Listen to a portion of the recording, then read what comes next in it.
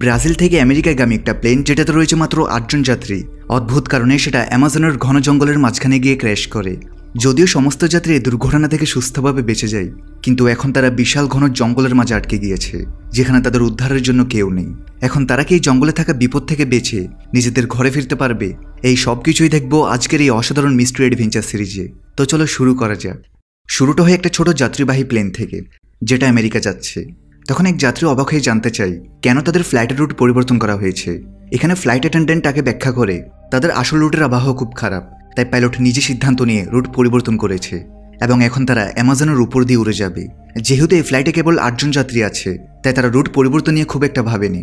কিন্তু একটু এগোতেই পুরো প্লেন আচমকা কাঁপতে শুরু করে।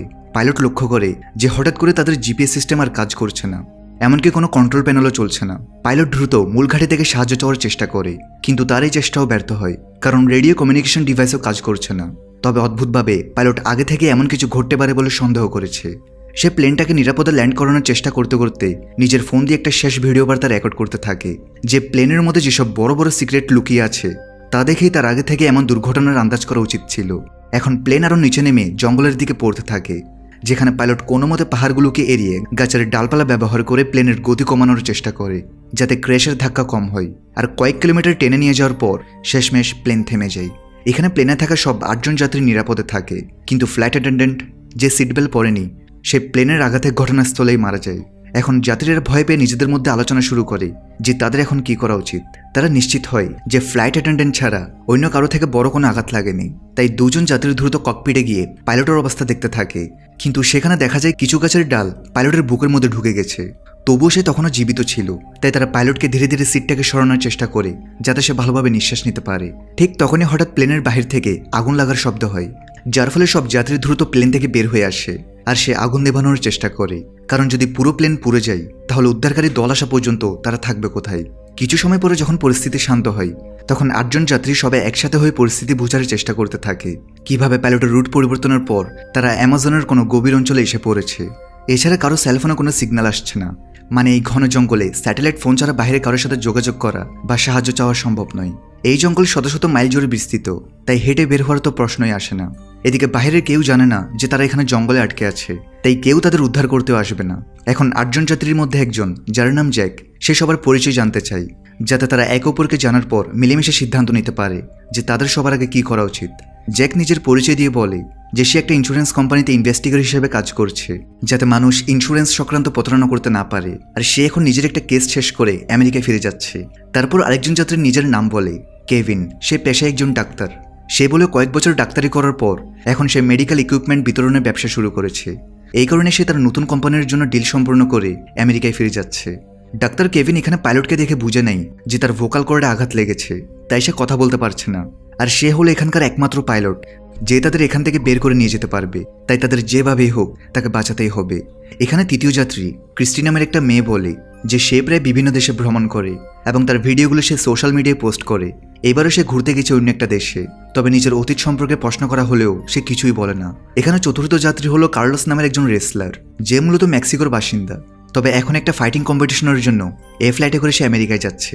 এরপর একটা তরুণ দম্পতি ডন এবং অ্যামি, তারা বলে তারা তাদের নতুন বিয়ের পর হানিমুনে বেরিয়েছে।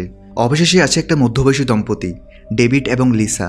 তারা মূলত আমেরিকার একটা ছোট শহরে একটা হোটেল চালায়, তবে এখন ডেভিডের হার্ট সার্জারির জন্য বাইরে যাচ্ছে। এভাবে ৮ জন যাত্রী একে অপরের সম্পর্কে মোটামুটি জেনে নেই। এদিকে তাদের সঙ্গে আছে আহত পাইলট, যে এখন কিছু বলার অবস্থায় নেই। তো জ্যাক সবার উদ্দেশ্যে বলে যে তাদের সবার প্রথমে প্লেনের সমস্ত খাবার এবং পানি একত্র করে রেশন হিসেবে ভাগ করা উচিত, যাতে তারা বুঝতে পারে তারা কতদিন টিকে থাকতে পারবে। তারা দেখে প্লেনের খাবার ও পানি সর্বোচ্চ মাত্র ৩ দিন চলবে। এরপর জ্যাক বলে যেহেতু জঙ্গলে বৃষ্টি বা ঝড় আসলে তাদের প্লেনের ভেতর আশ্রয় নিতে হতে পারে, তাই মৃত ফ্লাইট অ্যাটেন্ডেন্টকে তারা প্লেনের বাইরে বের করে কিছুটা দূরে সরিয়ে রাখতে হবে, যাতে প্লেনের ভেতরে জায়গা থাকে। এখন শুরুতে তারা এই ছোট কাজগুলো শেষ করে, আর এখন তাদের এখান থেকে বের হওয়ার পরিকল্পনা করতে হবে। তখন জ্যাক এবং বাকি সবাই আহত পাইলটের কাছে জানতে চাই যে তার প্লেনে কি কোনো স্যাটেলাইট ফোন আছে কিনা, যার মাধ্যমে তারা বাইরে সাহায্যের জন্য যোগাযোগ করতে পারে। এছাড়া এই প্লেন কিভাবে তার মূল রাস্তা ছেড়ে এই জঙ্গলে এসে পড়েছে, প্লেন কোনো খারাপ আবহাওয়া ছাড়াই এখানে ক্র্যাশ হয়ে গেল কেন। পাইলট কিছু বলার চেষ্টা করে, মনে হচ্ছে সে কোনো সিক্রেট জানে, কিন্তু কথা বলতে না পারায় সে কিছুই বলতে পারে না। জ্যাক তখন বলে যেহেতু কেভিন একজন ডাক্তার, তাই সেই জন্য পাইলটের চিকিৎসা করে, কিন্তু কেভিন তখনই তা অস্বীকার করে, কারণ পাইলটকে বাঁচাতে হলে তার সার্জারি করতে হবে। আর এখন জঙ্গলের মধ্যে তার কাছে কোনো সার্জারি যন্ত্রপাতি বা ওষুধ কিছুই নেই। এই অবস্থায় সার্জারি করলে বরং পাইলট আরও দ্রুত মারা যাবে। তাই সবাই সিদ্ধান্ত নেই যে এখন পাইলটের সুস্থ হওয়া পর্যন্ত অপেক্ষা করতে হবে। এদিকে লিসা প্লেন থেকে খাবার এনে সবার মাঝে অল্প অল্প করে ভাগ করে দেয়। আর খাবার খাওয়ার পর সবাই একটা নতুন আশা নিয়ে বের হওয়ার কথা ভাবতে থাকে। তখন ক্রিস্টির নিকটবর্তী একটা পাহাড়ের দিকে তাকিয়ে বলে, কে জানে যদি তারা উপর দিকে উঠে তাহলে হয়তো মোবাইলে কোনো সিগন্যাল পাওয়া যাবে, তাই তাদের সেখানে গিয়ে চেষ্টা করা উচিত। তবে তখন সন্ধ্যা হয়ে গেছে, তাই তারা ঠিক করে পরের দিন সকালে তারা পাহাড় উঠবে। ছোট্ট একটা ব্রেক দিয়ে আবার মূল ভিডিওতে ফিরে যাচ্ছি। 1xBet হচ্ছে বর্তমান বিশ্বের অন্যতম জনপ্রিয় বিশ্বস্ত অনলাইন বুকমেকার প্ল্যাটফর্ম, যার অফিসিয়াল পার্টনার হচ্ছে সিরিয়া এবং পিএসজি। তাই এই অ্যাপ খুবই সহজ, মজার এবং লাভজনক, সাথে জেতার সম্ভাবনা অনেক বেশি। মাত্র কিছু টাকা ডিপোজিট করে তুমি প্রবেশ করতে পারো এক বিশাল এন্টারটেনমেন্ট দুনিয়ায়, যেখানে রয়েছে লাইভ ইভেন্ট দেখা, টান টান উত্তেজনা এবং দ্রুত আয় করার অসাধারণ সুযোগ। 1xBet-এ তুমি রেজিস্ট্রেশন করার সময় আমার প্রোমো কোড MND10 ব্যবহার করলেই পেয়ে যাবা 200% বোনাস, সর্বোচ্চ 26,000 টাকা পর্যন্ত। আর উপার্জিত অর্থ তুমি সহজেই তুলতে পারবে তোমার মোবাইল ওয়ালেটে, যেমন বিকাশ, নগদ কিংবা রকেটের মাধ্যমে মাত্র কয়েক মিনিটেই। এছাড়াও এখন চলছে 1xBet-এর বিশাল একটি প্রমোশন, যেখানে তুমি জিতে নিতে পারো স্বপ্নের গাড়ি, বাইক, এমনকি নগদ 1 কোটি টাকা পর্যন্ত। কিন্তু অফারটি সীমিত সময়ের জন্য, তাই সুযোগ হাতছাড়া করো না। তাই আর দেরি না করে এখনই নিচের পিন করা কমেন্ট ফলো করো এবং আমার প্রোমো কোড MND10 ব্যবহার করে রেজিস্ট্রেশন করে নাও। আর কিছু টাকা ডিপোজিট করে হারিয়ে যাও এক নতুন ও রোমাঞ্চকর জগতে। ঠিক তখনই পাইলটের অবস্থা আরও খারাপ হতে থাকে। এখানে কেভিন, যে ডাক্তার হলো এতক্ষণ কিছু করেনি, সে এখন ঘোষণা করে যে এমন অবস্থায় তো পাইলট এমনিতেই মারা যাবে, তাই সে ঝুঁকি নিয়ে হলেও পাইলটের এই অবস্থাতেই কোনোভাবে তার সার্জারি করার চেষ্টা করবে। সে বাঁচবে কি বাঁচবে না সেটা তার ভাগ্যের উপর নির্ভর করবে। কেভিনের কথা মতো সব সদস্য প্লেন থেকে প্রয়োজনীয় সরঞ্জাম খুঁজে আনে, যা কেভিনের সার্জারির কাজে লাগতে পারে। তার একটা সবজি কাটার ছুরি আর অ্যালকোহল সহ অন্যান্য টুকিটাকি জিনিসপত্র জোগাড় করে। এখন ডাক্তার কেভিন অ্যানেস্থেসিয়া ছাড়াই সার্জারি শুরু করে। ফলে পাইলট প্রচণ্ড কষ্ট পেতে থাকে। সৌভাগ্যক্রমে সার্জারি প্রত্যাশার চেয়ে ভালো হয়। ডাক্তার কেভিন জানাই আজ রাত বিশ্রামের পর পাইলট সুস্থ হয়ে উঠবে, কিন্তু তখনও কেউ আজ করতে পারেনি তাদের সঙ্গে সামনে কি ঘটতে যাচ্ছে। রাতে যখন সবাই বাইরে ঘুমাচ্ছে, এক মুখ ঢাকা ব্যক্তি এসে আহত পাইলটের মুখ চেপে ধরে এবং তাকে শ্বাসরোধ করে হত্যা করে। সকালে যখন সবাই ঘুম থেকে উঠে, তখন মৃত পাইলটকে দেখে তারা প্রচণ্ড অবাক হয়ে যায়, কারণ গতরাতে সার্জারির পরে পাইলটের অবস্থা বেশ ভালো হয়ে ওঠে এবং সে তো তাদেরকে কিছু গুরুত্বপূর্ণ সিক্রেট জানানোর কথা বলেছে। ডাক্তার কেভিনা বলে তার শরীরে কোনো ইনফেকশন হয়নি, তাহলে পাইলট মারা গেল কিভাবে। সবাই আলোচনা করতে থাকে যে গতরাতে কারো উচিত ছিল পালাক্রমে পাইলটের দেখভাল করা। যাই হোক, এখন তারা কিছুই করতে পারবে না এবং সম্ভবত পাইলটের আঘাতের কারণেই মারা গেছে। তাই তারা পাইলটের মৃতদেহ সেই মৃত ফ্লাইট অ্যাটেন্ডেন্টের দেহের পাশে একটু দূরে একটা গাছের নিচে রেখে আসে, যাতে যদি এখানে কোনো উদ্ধারকারী দল আসে তখন তারা এই দুজনের দেহ তাদের পরিবারের কাছে ফিরিয়ে দিতে পারে। তাই তারা কাউকে কবর দেয় না। তবে কেউ খেয়াল করে না যে পাইলটের পকেট থেকে তার ফোন পড়ে গেছে এবং ড্যানি সেটা চুপি চুপি তুলে নেয়। ড্যানির স্ত্রী অ্যামি তাকে এ ব্যাপারে জিজ্ঞেস করলেও ড্যানি তাকে এবং অন্য কাউকে কিছু না বলার নির্দেশ দেয়, কারণ এখন সে আর কাউকে বিশ্বাস করতে পারছে না। এরপর ড্যানি একা পাইলটের দেহের কাছে যায় এবং তার আঙ্গুল কেটে নেয়, যাতে তারা এই ফিঙ্গারপ্রিন্ট দিয়ে ফোনটা আনলক করতে পারে। এদিকে সেই মধ্যবয়সী দম্পতি যখন একসাথে হয়, তখন লিসা তার স্বামী ডেভিডকে বলে যে তার মনে হয় না পাইলট স্বাভাবিকভাবে মারা গেছে। লিসা একসময় একটা হসপিটালের নার্স হিসেবে কাজ করেছে এবং একবার সে এক রোগীকে শ্বাসরোধ হয়ে মারা যেতে দেখেছে। লিসার মতো পাইলটের মুখও সে হসপিটালের রোগীর মতো কালো হয়ে গিয়েছে, মানে কে ইচ্ছাকৃতভাবে তার শ্বাসরোধ করেছে। তবে সেটা সবার সামনে প্রকাশ্যে বলেনি, কারণ স্পষ্টতই এই 8 জনের মধ্যেই কেউ একজন পাইলটকে হত্যা করেছে। তখন তার স্বামী ডেভিড অবাক হয়ে জিজ্ঞেস করে যাত্রীদের মধ্যে কেউ কেনই বা পাইলটকে মারবে। কিন্তু লিসার মতে এই বিষয়টা এখন তাদের খুঁজে বের করতে হবে, আর এখন থেকে তাদের সাবধান থাকতে হবে এবং নিজেদের ছাড়া আর কারোর উপর ভরসা করা উচিত হবে না। এই কথা বলার সময় হঠাৎ লিসা অনুভব করে কেউ তাদের কথা শুনছে, তাই সে সঙ্গে সঙ্গে সেই আলোচনা অর্ধেকেই বন্ধ করে দেয়। এদিকে ট্রাভেলার ক্রিস্টি অ্যামির কাছে এসে বলে সেই জানে ড্যানি আর অ্যামি আসলে বিয়ের পর হানিমুনে যাচ্ছে না, তো সেই জন্য তাকে সত্যি কথা বলে দেয়। তখন অ্যামি স্বীকার করে নেয় যে সে আসলে একজন ধনী ব্যবসায়ীর মেয়ে এবং ড্যানি তার পরিবারের ড্রাইভার। কিন্তু তারা একে অপরের প্রেমে পড়ে যায় এবং যখন তাদের মনে হয় যে তাদের পরিবার কখনোই সম্পর্ক মেনে নেবে না, তখন তারা নিজেদের দেশ ছেড়ে এই ফ্লাইটে করে আমেরিকা চলে যাচ্ছে। ক্রিস্টি বুঝতে পারে তারা মিথ্যা বলেছে, যাতে অন্য যাত্রীরা তাদের সন্দেহের চোখে না দেখে। এদিকে কার্লোস সবাইকে একটা ভালো খবর দেয় যে সেই প্লেনের ধ্বংসাবশেষের মধ্যে সে একটা জিপিএস ডিভাইস খুঁজে পেয়েছে। সে বলে যদি সেই ডিভাইসটাকে পাশের পাহাড়ের চূড়ায় নিয়ে গিয়ে অ্যাক্টিভেট করতে পারে তাহলে তাদের কাজ হয়ে যাবে। এর সিগন্যাল অনেক দূর পর্যন্ত যাবে। তাছাড়া এই ডিভাইসের যতটুকু ক্ষতি হয়েছে সেটা সে আগামীকালের মধ্যেই ঠিক করে ফেলবে। তখন এই কথা শুনে সবাই নিশ্চিন্তে নিঃশ্বাস নেয়, কারণ অবশেষে তাদের এখান থেকে বের হওয়ার একটা রাস্তা তৈরি হয়েছে। কার্লোস জানায় যে তার বাবা একসময় ইলেকট্রিশিয়ান ছিল এবং তার থেকে সে এসব কাজ শিখেছে, কিন্তু সে নিজে একজন ফাইটার হতে চেয়েছে, তাই সে তার বাবার দোকান ছেড়ে দেয়। তখন জ্যাক বলে ঠিক আছে, আজকের মধ্যে কার্লোস এই জিপিএস ডিভাইসটা ঠিক করুক, আর তার হিসাব মতে পাহাড়ে চড়ে যেতে তাদের অর্ধেক দিনের সময় লাগবে। তাই তারা ঠিক করে কাল সকাল হলেই তারা ডিভাইস নিয়ে উপরে উঠবে। কিন্তু লিসা তখন তাদেরকে একটা খারাপ খবর শোনায় যে তাদের খাবার চুরি হয়ে গেছে। যদিও তাদের এখানে আটকে পড়ার মাত্র একদিন হয়েছে, যে খাবার তাদের 3 দিন চলার কথা এখন তা একদিনেই শেষ হয়ে গেছে। তখন ক্রিস্টি আর জ্যাক তাড়াতাড়ি প্লেনে গিয়ে খুঁজতে থাকে যে কে তাদের খাবার পানি চুরি করেছে। আর যে রেশন পানিতে তাদের 3 দিন চলে যেত তা এখন মাত্র একদিনেই শেষ হয়ে গেছে। এখানে ক্রিস্টির খোঁজার দক্ষতা দেখে জ্যাক মন্তব্য করে সে সাধারণ কোনো ট্রাভেলার হতে পারে না, কারণ যেভাবে সে তদন্ত করছে সাধারণ মানুষ সেভাবে তদন্ত করে না।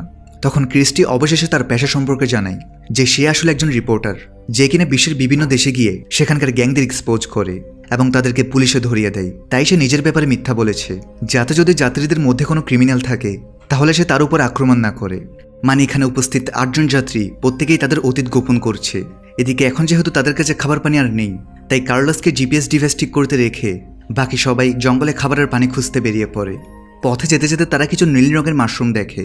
ক্রিস্টি তার রিপোর্টিং অভিজ্ঞতা থেকে জানে এগুলো খেলে কোনো মানুষের কয়েক ঘন্টার মধ্যে মৃত্যু হতে পারে, তাই সে কাউকে ভুলেও এগুলো ছুঁতে মানা করে। সে আরও বলে এমন মাশরুম সাধারণত ভেজা জায়গায় জন্মায়, মানে আশেপাশে কোথাও বড় কোনো পানির উৎস থাকতে পারে।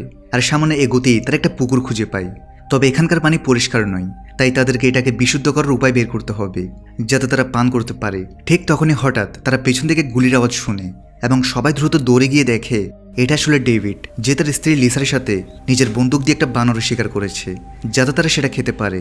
আসলে তাদের মালপত্রের মধ্যে একটা বন্দুকও ছিল, যার কথা তারা কাউকে বলেনি। লিসা এখন সবাইকে জানায় তারা কাউকে ভয় দেখাতে চায়নি, তাই তারা তাদের বন্দুকের ব্যাপারে কিছু বলেনি।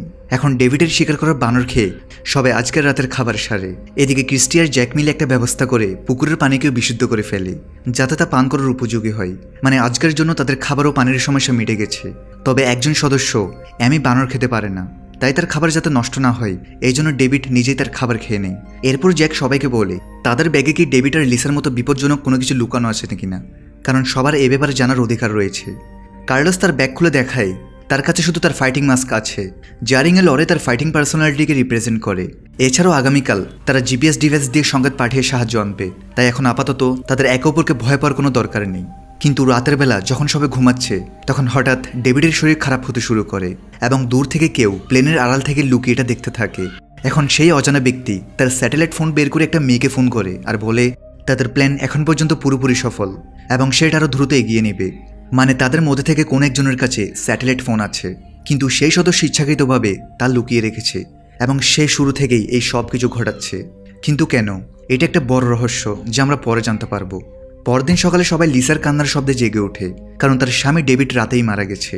ডাক্তার কেভিন দ্রুত পরীক্ষা করে জানায় ডেভিডের মুখ থেকে ফেনা বের হচ্ছে, তার মানে তার ফুড পয়জিং হয়েছে এবং সম্ভবত তাকে টক্সিক মাশরুম খাওয়ানো হয়েছে, যেটা তারা আগের দিন রাস্তায় দেখেছে।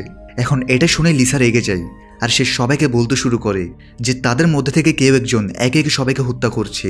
তবে এখনও কেউ জানে না তাদের মধ্যে থেকে কেউ একজন কেন বাকিদের মারতে যাবে। এই 8 জন তো ফ্ল্যাটের আগে একে অপরকে চিনতই না। লিসা আরও বলে ক্যাপ্টেন কেউ ইচ্ছাকৃতভাবে মেরেছে এবং সে তখনই তার মুখ দেখে সেটা বুঝতে পারে, তবে তখন সে চুপ থাকে যাতে সবাই একে অপরের সাথে ঝগড়া না করে। লিসার মনে পড়ে যায় সে এসব কথা নিজের স্বামী ডেভিডকে বলে, আর তখনই সে অনুভব করে পেছন থেকে কেউ আসছে যে তাদের সব কথা শুনছে। তাই সেই খুনিটা ডেভিডকেও টার্গেট করে হত্যা করেছে। গতকাল যখন জঙ্গলে তারা বিষাক্ত মাশরুম পায় তখন তাদের মধ্যে থেকে কেউ একজন গোপনে সেই মাশরুম তুলে নিয়েছে এবং রাতে ডেভিডের খাবারের সাথে মিশিয়ে দিয়েছে। তার উপরে ডেভিড গতকাল অ্যামির খাবারও খায়, তাই কে জানে অ্যামির খাবারেও হয়তো বিষ ছিল। এখন এখানে সবাই আতঙ্কিত হয়ে পড়ে, কারণ যদি তাদের মধ্যে থেকে কেউ খুনি হয়ে থাকে তাহলে প্রত্যেকের জীবনই বিপদের মুখে।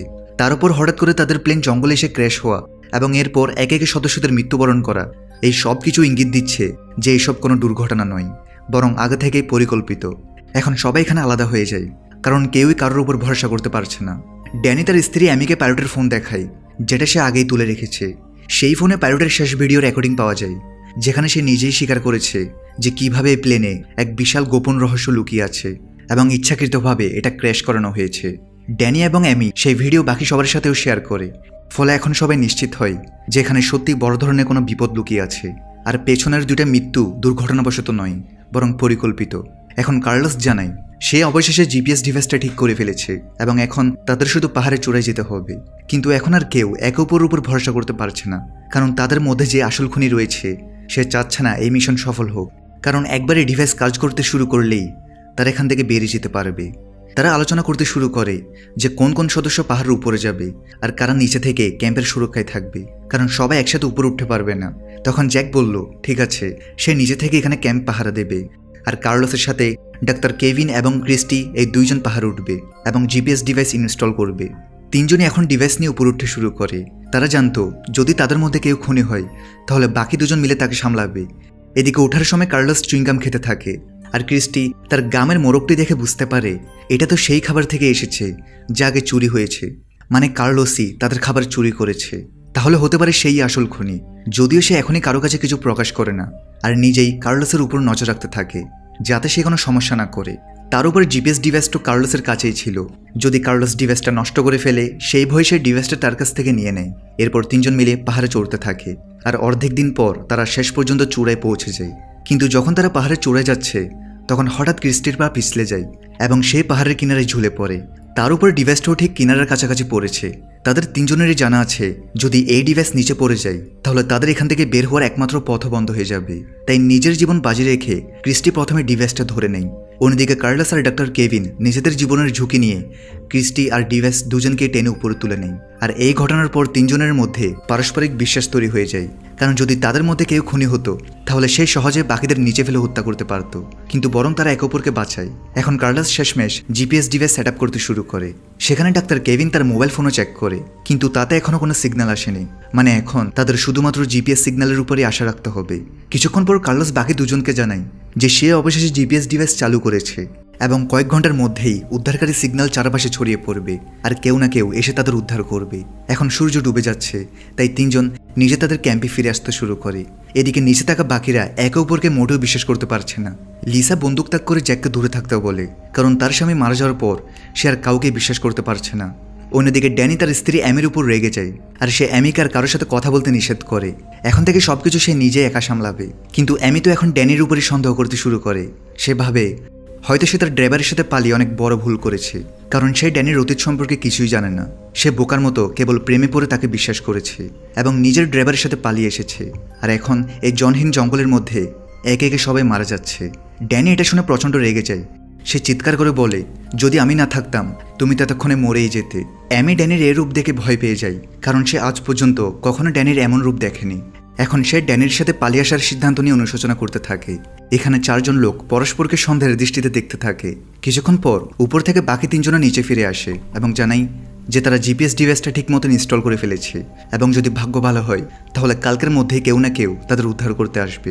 এখন বেঁচে থাকা সাতজন অদ্ভুতভাবে একসাথে রাতের খাবার খেতে খেতে ভাবছে যে কিভাবে তাদের শুধু আগামীকাল পর্যন্তই টিকে থাকতে হবে। রাত নেমে এলে বাকিরা সবাই ঘুমিয়ে পড়ে, কিন্তু কার্লোস নিজের ফাইটিং প্র্যাকটিস শুরু করে দেয়, কারণ সে তার প্রতিযোগিতার জন্য প্রস্তুতি শেষ করতে চাইছে।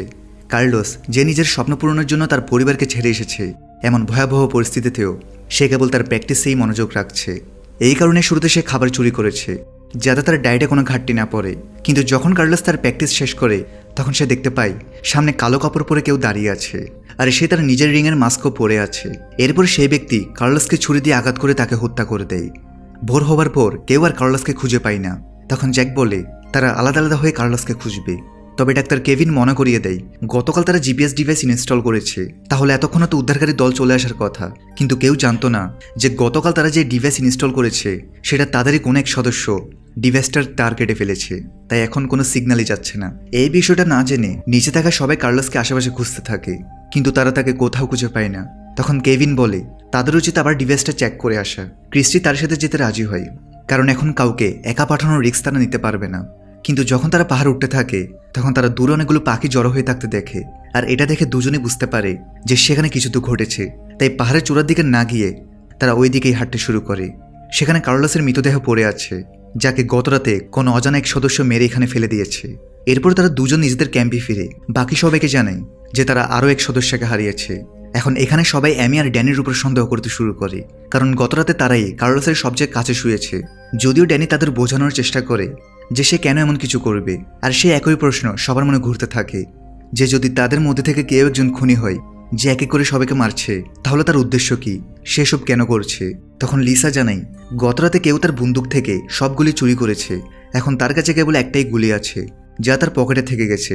এটা শুনে কেভিন বলে সে যখন ড্যানির চিকিৎসা করে তখন সে তার পিঠে একটা ট্যাটু দেখেছে। এমন ট্যাটু সাধারণত গ্যাংয়ের সদস্যরা করে, মানে ড্যানি হয়তো গ্যাংয়ের লোক। তার উপরে এমি তো ড্যানির অতীতের ব্যাপারে কিছুই জানে না, তো হতে পারে ড্যানি এসব করছে। যদিও ড্যানি জানাই এই ট্যাটু সে নিজে করায়নি, বরং তাকে জোর করে করানো হয়েছে। তাকে মিথ্যা মামলায় জেলে পাঠানো হয়, আর সেখানে গ্যাং সদস্যরা তাকে ট্যাটু করতে বাধ্য করে।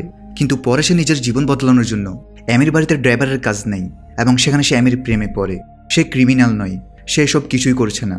ড্যানি এমিকে আরও জানাই এটা সত্য যে প্রথম দিকে সে এমির টাকার প্রতি আকৃষ্ট হয়ে তার কাছে আসে, কিন্তু পরে সে এমিকে সত্যি সত্যি ভালোবেসে ফেলে, এবং এখন সে তাকে বাঁচাতে যে কোনো কিছু করতে পারে।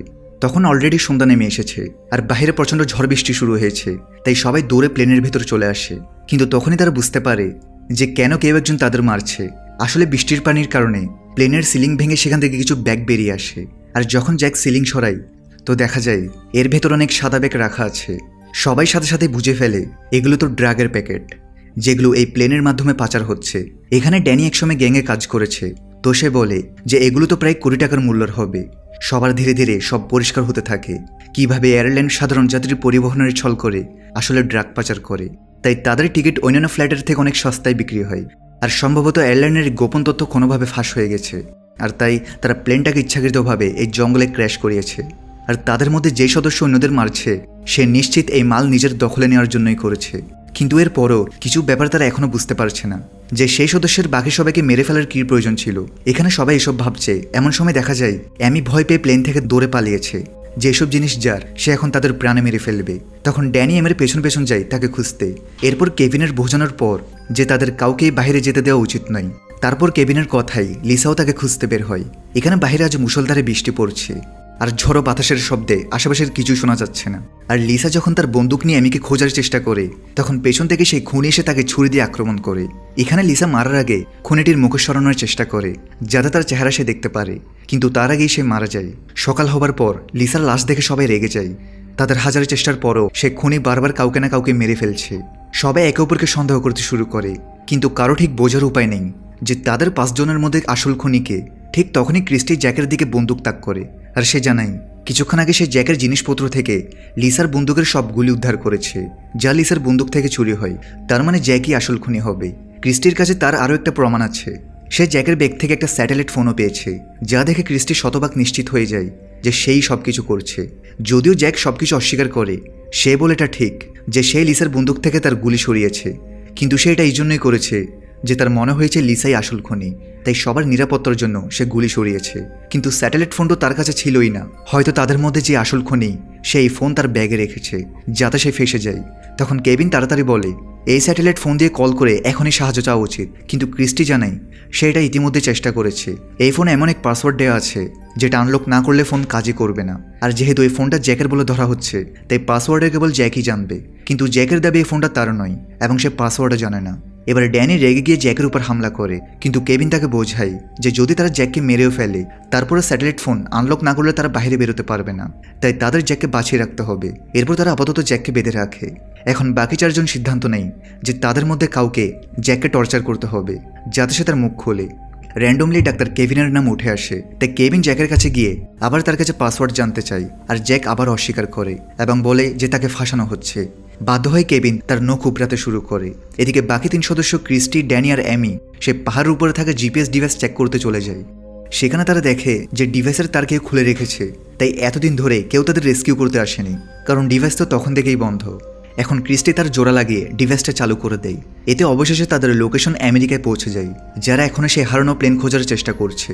কিন্তু দেখা যায় যে লোকেশনটা পড়েছে অ্যামাজন জঙ্গলের মধ্যে, যেটা আমেরিকার সীমার বাইরে। আর যেহেতু এয়ারলাইন আমেরিকার রেজিস্টার্ড নয়, তাই তারা তাদের আর্মিকে জঙ্গলে পাঠাতে পারবে না। তাই এক সরকারি ইনভেস্টিগেটর ক্লেয়ার সে এয়ারলাইনের অফিসে গিয়ে পৌঁছায়, আর সে তার কোম্পানিকে তদন্তের আদেশ দেয়, কারণ তাদের এক প্লেন বেশ কিছুদিন ধরে নিখোঁজ এবং তারা কাউকে কিছু জানায়নি। এখানে সে এয়ারলাইনের ম্যানেজার কোরা হেসে বলে নিশ্চিন্তে তদন্ত করতে পারো, কিন্তু যেহেতু প্লেন আমেরিকার সীমার বাইরে তাই সেখানে কেবল মেক্সিকান আর্মি যেতে পারবে। এখানে রিভিল হয় যে সেই ইনভেস্টিগেটর ক্লেয়ার আসলে জ্যাকের স্ত্রী, আর জ্যাক সেখানে এয়ারলাইনের বিরুদ্ধে তদন্তের জন্য একটা সিক্রেট মিশনে গেছে। এই জন্যই ক্লেয়ার তাকে খোঁজার চেষ্টা করছে। এর ফলে এখন এটাও পরিষ্কার হয়ে যায় যে 5 জন সার্ভাইভারের মধ্যে জ্যাক আসলে কিলার হতে পারে না, যদিও বর্তমানে বাকি 4 জন তাকেই সন্দেহ করছে। এদিকে বন্দী হওয়া জ্যাকের কাছে ক্রিস্টি একা আসে। ক্রিস্টিরও মনে হয় যে জ্যাককে ফাঁসানো হচ্ছে। এখানে জ্যাক তাকে বোঝায় যে যদি সে আসলে সবাইকে মারতে চাইতো তাহলে সে লিসার গুলির সাথে পুরো বন্দুকটাই চুরি করত এবং বাকিদের সহজে মেরে ফেলতো, কিন্তু সে তা করেনি। ক্রিস্টি বুঝতে পারে জ্যাক তো সত্যি বলছে, তাই সে চুপিসারে কাউকে না বলে জ্যাকের দড়ি খুলে দিয়ে তাকে দূরে পালাতে বলে, যাতে বাকি সবাই তাকে আর টর্চার না করে। সকালে বাকি 3 জন অবাক হয়ে যায় যে জ্যাক কিভাবে পালিয়ে গেছে। এখানে ক্রিস্টি অভিনয় করে যে সে কিছুই জানে না। তখন ড্যানি আর অ্যামি রেগে যায়, কারণ যদি জ্যাক সত্যি কিলার হয় তাহলে সে মুক্ত হয়ে যাওয়ায় সবার জীবন এখন রিস্কে চলে গেছে। কেভিন তো গতকাল জ্যাককে অনেক টর্চার করেছে, সে তো এর প্রতিশোধ নিতে আসবেই। এটা ভেবে ডাক্তার কেভিন ভয় পেয়ে যায়। তখন ড্যানি অ্যামিকে নিয়ে ক্রিস্টি আর ডাক্তার কেভিন থেকে আলাদা হয়ে অন্যদিকে চলে যায়, কারণ সে আর কাউকে বিশ্বাস করতে পারছে না। কিন্তু ক্রিস্টি তাকে আবার বোঝায় যে যদি সবাই আলাদা হয়ে যায় তাহলে তাদের মধ্যে যে আসল কিলার তার কাজ আরও সহজ হয়ে যাবে। যদিও ড্যানি মনে করিয়ে দেয় যে তারা দুদিন একসাথেই থেকেছে, তবুও তাদের অনেক সঙ্গী মারা গেছে, তাই এখন আলাদা হওয়াই ভালো। অন্যদিকে জ্যাকও ক্যাম্প থেকে দূরে গিয়ে নিজে থাকার জন্য একটা আশ্রয়ের খোঁজে বেরিয়ে পড়ে। বাকি 4 সদস্যদের কাছে তো সে যেতে পারবে না, কারণ একমাত্র ক্রিস্টি ছাড়া বাকি 3 জন তাকে কিলার ভাবছে। এদিকে ড্যানি তখন অ্যামিকে আশ্বস্ত করে যে সে তার কিছু হতে দেবে না। তারা অলরেডি জিপিএস ডিভাইস চালু করেছে, রেস্কিউ টিম চলে আসবে, এবং সত্যি সেটাই হয়। মেক্সিকান আর্মির কাছে অর্ডার পৌঁছে যায় যে তারা এখন সেই ডিভাইসের লোকেশনে গিয়ে সেখানে থাকা সার্ভাইভারদের উদ্ধার করবে। এখন আর্মি ক্যাম্পের কিছু সেনা সদস্যদের একটা টিম একটা হেলিকপ্টার করে অ্যামাজনের জঙ্গলের দিকে রওনা দেয়। এদিকে ড্যানি আর অ্যামি একসাথে বসে আছে, আর বাকি 3 জন মেম্বার আলাদা আলাদা ডিরেকশনে এগিয়ে যাচ্ছে। হঠাৎ তারা একসাথে কয়েকটা গুলির শব্দ শুনতে পায়। এখানে তারা দৌড়ে একসাথে ক্যাম্পে ফিরে এটা দেখে অবাক হয়ে যায় যে ড্যানি আর অ্যামি দুজনকে কেউ পেছন থেকে গুলি করেছে, আর তারাও মারা গেছে। এখন এখানে ক্রিস্টি, জ্যাক আর কেভিন বেঁচে থাকা শেষ 3 জন সার্ভাইভার একে অপরের দিকে সন্দেহের দৃষ্টিতে তাকাচ্ছে। তাদের 3 জনের মধ্যেই একজন আসল কিলার, যে এতদিন ধরে সবাইকে মেরেছে। এদিকে আর্মিও সিগন্যাল পেয়ে এখন এই লোকেশনের দিকে এগিয়ে চলেছে। আর এখানেই 4 নং এপিসোড শেষ হয়। বাকি এপিসোড নিয়ে দেখা হবে পার্ট 2 ভিডিওতে, যেখানে রয়েছে অনেক বড় বড় টুইস্ট। সো পার্ট 2 আসলে পেয়ে যাবে এই ভিডিওর কমেন্টে। দেখা হবে পার্ট 2 ভিডিওতে। সবাই ভালো থেকো, সুস্থ থেকো।